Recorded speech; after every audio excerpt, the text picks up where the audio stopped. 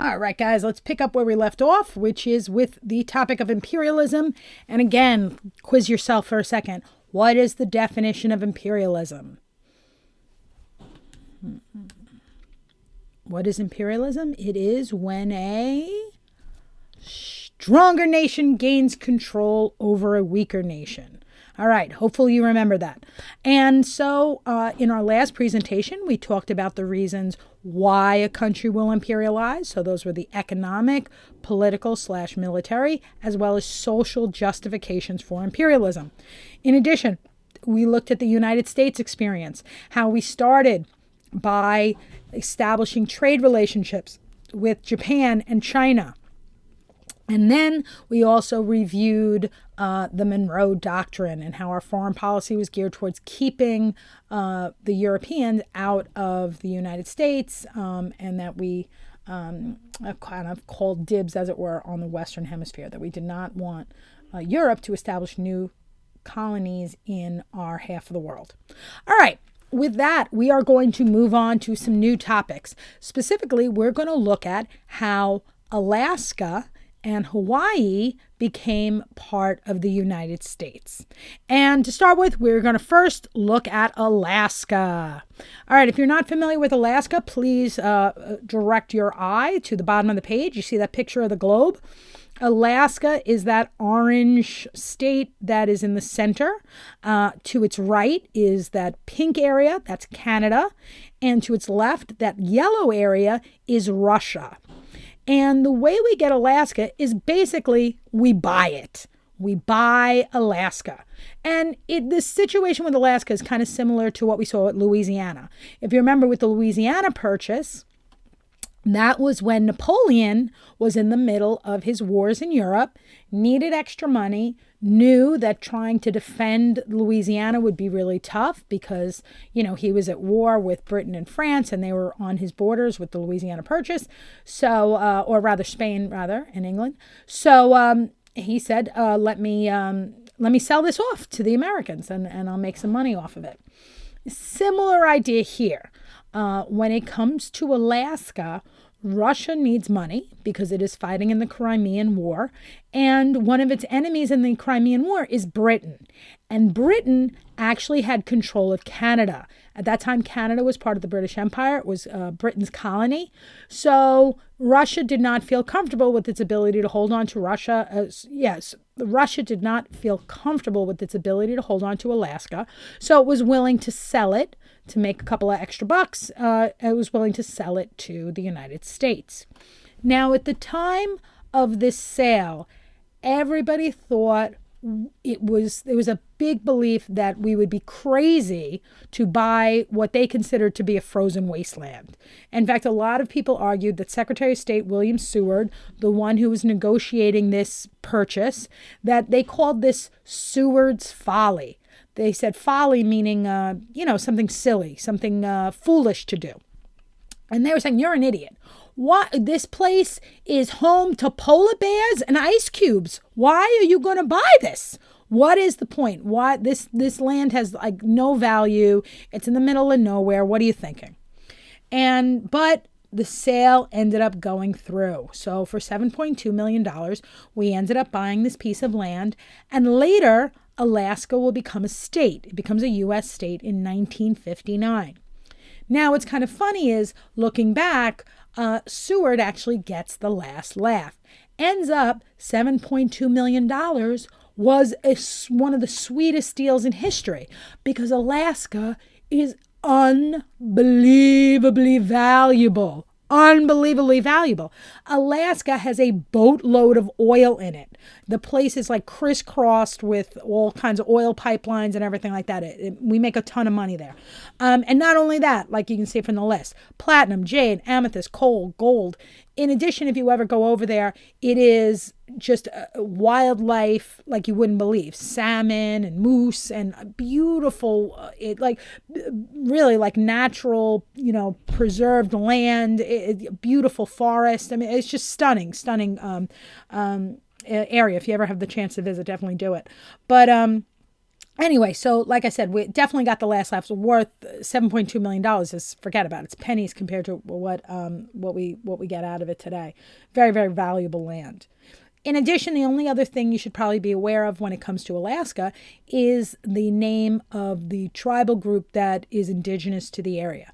Remember, America is the indigenous people of the Americas are American Indians or Native Americans, right? And so we've talked about some of the indigenous people in the continental U.S. So we've talked about the Sioux and the Cherokee and so forth. But in Alaska, the indigenous people are known as the Inuit.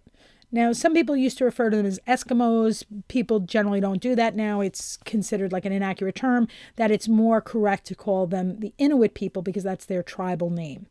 All right. And I could have put up like a stereotypical kind of image, but I didn't want to do that. This is what, a modern Inuit guy, using a cell phone and driving a snowmobile. That's much more realistic of what the Inuit people are today. All right, so we talked about Alaska. How do we get Alaska as part of the U.S.? Well, we buy it from Russia.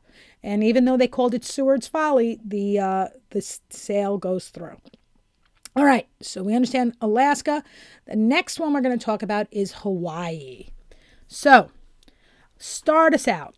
It's by the mid-1800s, Hawaii has a relationship with the United States because there are a bunch of wealthy Americans who have established sugar plantations on some of the islands there. Now, as you can see from the map, Hawaii is actually not one island. It is considered an archipelago. It is made up of many different islands. And in the mid-1800s, Hawaii is a separate country. It is a nation on its own, has its own government. It's actually ruled by a king. And this country of Hawaii, like I said, is a place where several American businessmen had set up plantations. And the plantations run by these Americans produce the majority of Hawaii's wealth. As you can see, just 3/4 of Hawaii's wealth is coming from the sugar plantations. Now everything is going great. Everybody's making money, so everybody's getting along fine. Until, dun, dun, dun, there comes a tariff, the McKinley tariff. Now, at this point, it'd be really helpful if you remembered what a tariff is. Do you remember? A tariff is a tax, right? But it's a very special tax. It is a tax on what? Foreign goods. Yay to everybody who remembered.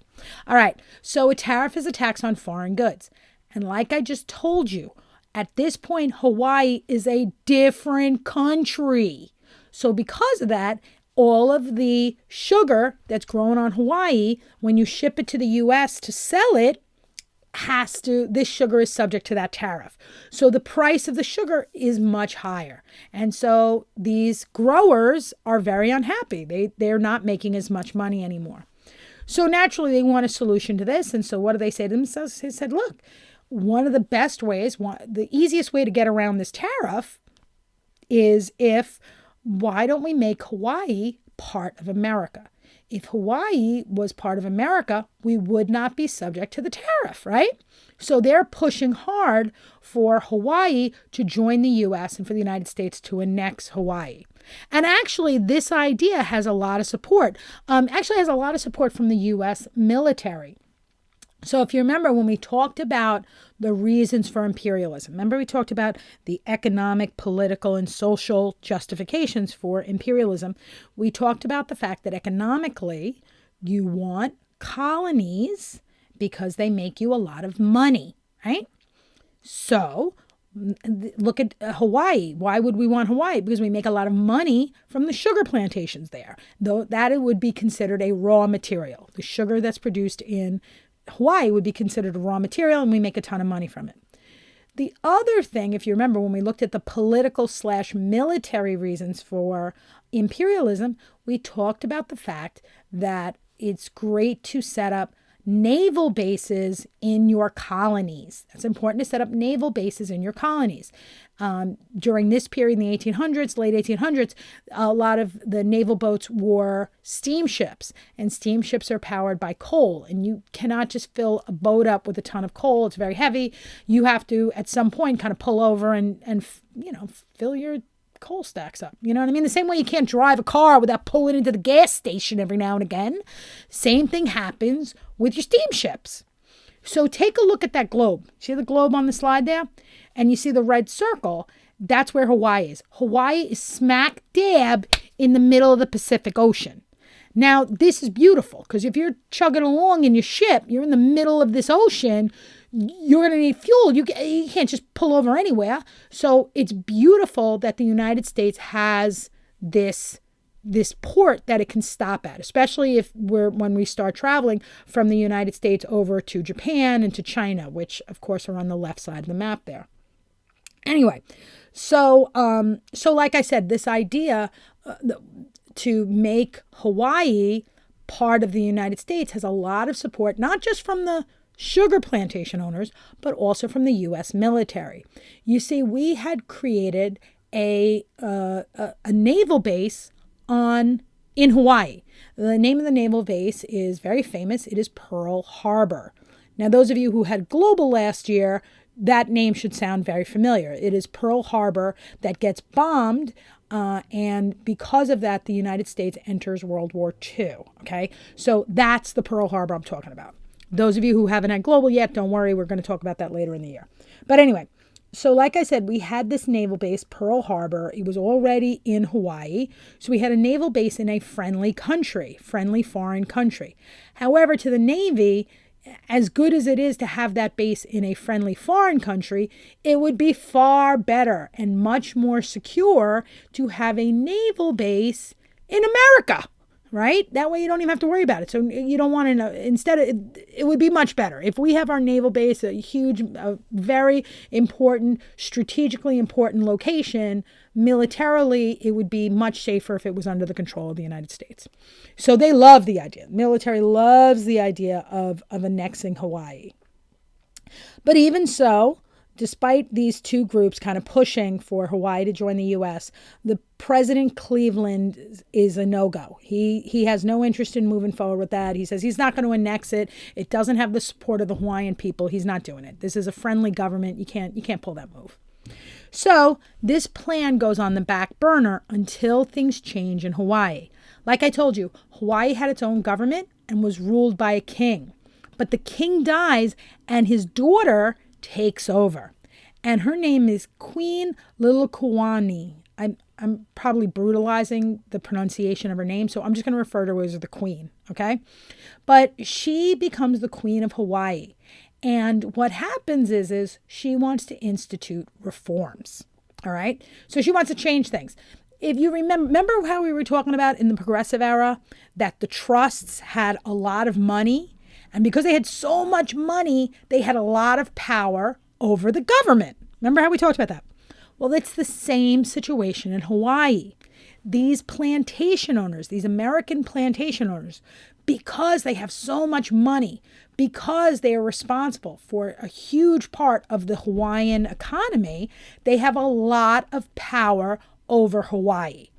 And the queen wants to change that. She wants to see Native Hawaiians, because just in case you didn't know, Hawaii, like I said, was a separate country. And then people who are native to Hawaii are Native Hawaiians. Okay, they're a separate ethnic group.